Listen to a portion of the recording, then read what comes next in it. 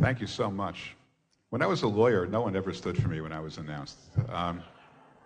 This is a big change for the better.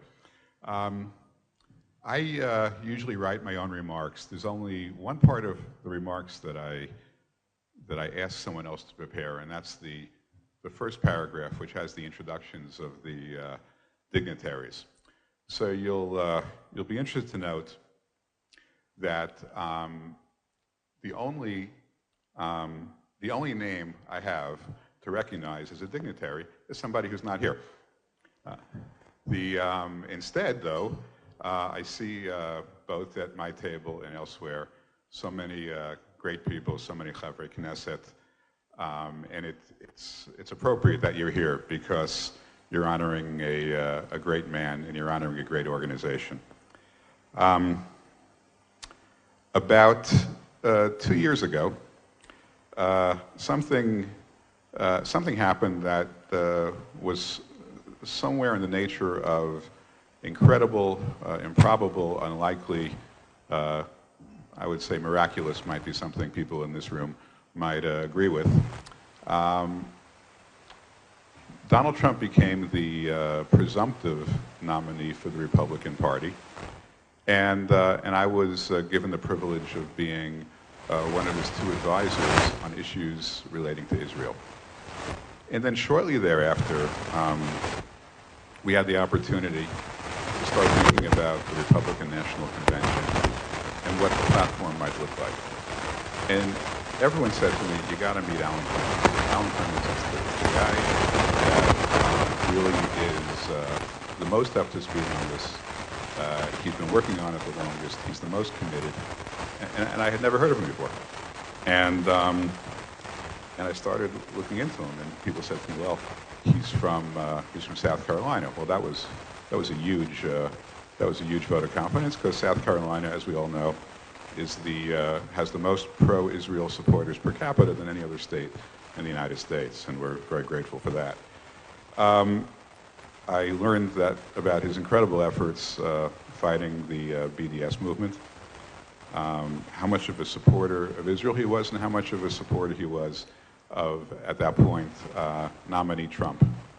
And we met a few times, and we started working together on the platform of the Republican National Committee. And I don't know how many of you are familiar with it. People don't typically read these things much after the conventions. But this one's worth reading because it is far and away, without peer, the most pro-Israel platform in the history of either party. And what was what was the most special of that was when the platform was being enacted by the platform committee, which is a relatively large committee. There are, as you can imagine, many issues and planks in the platform.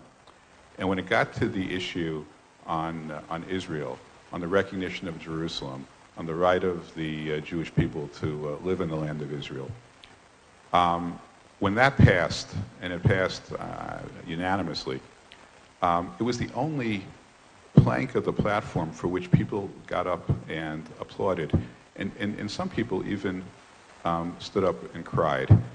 And it was such a spontaneous and heartwarming and heartfelt expression of the love of the people who worked on that platform, at the very forefront of whom was Alan, their love and commitment and devotion to the state of Israel. It's a moment I will never forget, and it came at a time long before I ever imagined that I'd be standing in this position. So Alan Clemens deserves all the credit in the world for being there at the beginning, when there were very few others that were joining with us in this quest. And he saw through all the way to the end, and look where we are today. Alan, yasher koach.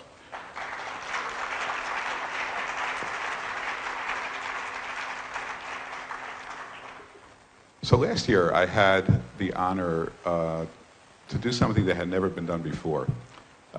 In May of last year, I had the opportunity to host the very first Israel Independence Day celebration in the White House, the very first celebration of Yom HaAtzmaut. Took us 69 years to get there, but we got there. And that started us moving in the right direction. And from there, I had the opportunity to be involved in another first, to be the first U.S. ambassador to the United States to attend Israel's state celebration for Yom Yerushalayim. And then the very next day, the President of the United States arrived to visit the state of Israel, and he became the very first sitting president in history to visit the Kotel Hamaravi, to visit the Western Wall.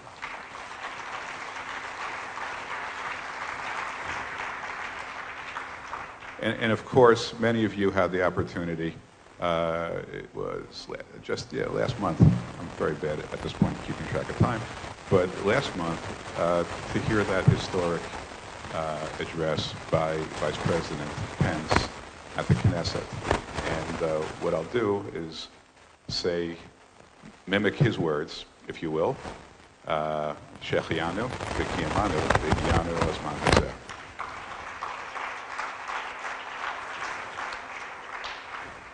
Now, of course, all of those events pale by comparison to the historic. And, you know, in politics, people like to think everything they do is historic. Probably the most overused word in the political arena. But I don't think anybody would question me that it was undoubtedly historic for President Donald Trump to recognize Jerusalem as the capital of Israel.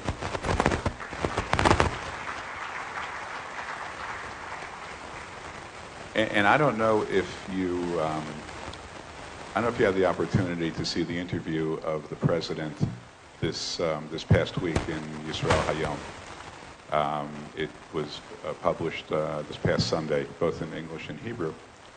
And the reporter asked the president, well, how did it go your first year? And the president, I think, justifiably said, when we pushed a little more than this is a president who's accomplished tax reform.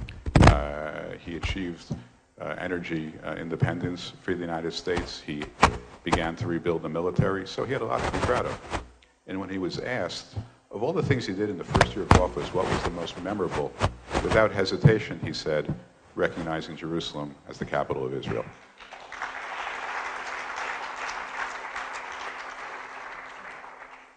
So we're now at a point after a year where the White House and the government are starting to become more populated with people who support the state of Israel, in ways that certainly haven't been done in quite some time. But I want everybody to understand, I appreciate the accolades, but everyone should understand, we all work for one person. We all take our marching orders from the president. So the decision on Jerusalem, the decision on expanding and increasing the ties between Israel and the United States, the decision to increase the funding of Israel's military, the decision to support Israel in its ability to defend itself against the adventures and the incursions of Iran or Hezbollah. All of this comes from the top, and it comes from President Trump, and I'll tell you, we all owe him a tremendous debt of gratitude.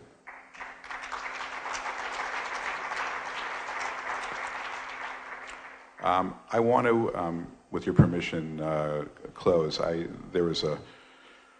I'm off after this to the New Year's celebration for the city of Jerusalem that I understand we're in the middle of February, but this is Israel, and we don't always keep to it. We're not bound by precise schedules. So I have to head over to City Hall. I want to ask all of you, if you will, as you offer your prayers for Israel, have in mind, please, the two pilots who ejected this past Saturday from their aircraft. They're doing, thank God, much better, but I'm sure they would appreciate us thinking about them. The last thing I want to say is that it takes people like you to really foster the relationship we have we as Americans have with the State of Israel. As I said, it comes from the president, but the president himself takes his orders from the people. And to have a group like this, many of whom not Jewish, who support Israel the way you do, who see that America will be blessed when Israel is blessed, who understand that when we as a nation support the State of Israel, when we share their values, when we support them, we're not just helping Israel, we're helping America.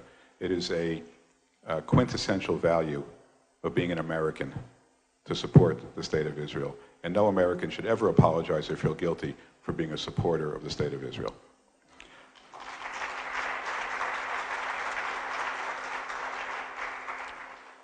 Great organizations like yours and great leadership from people like Alan are what makes this relationship so great. I want to wish all of you continued success. I hope we meet together in Israel, in the holy city of Jerusalem, many more times in the future. Please stay in touch, and may God bless you, the State of Israel, and the United States of America. Thank you very much.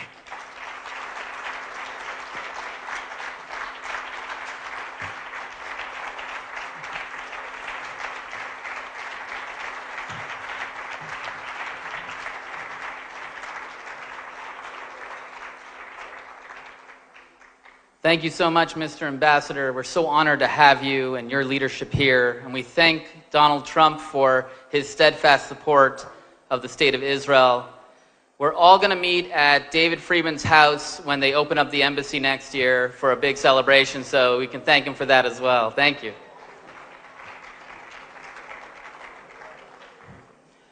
I want to also recognize a couple more members of Knesset who've come in. Oh, well, maybe I'll give a chance for the picture first.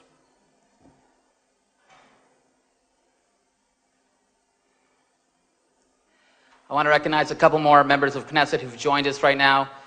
There we have member of Knesset Yehuda Glick from the Likud Party. He's here with us. We have member of Knesset Chilik Bar. Chilik, if you can just wave with us. He's the Deputy Speaker of the Parliament of Israel.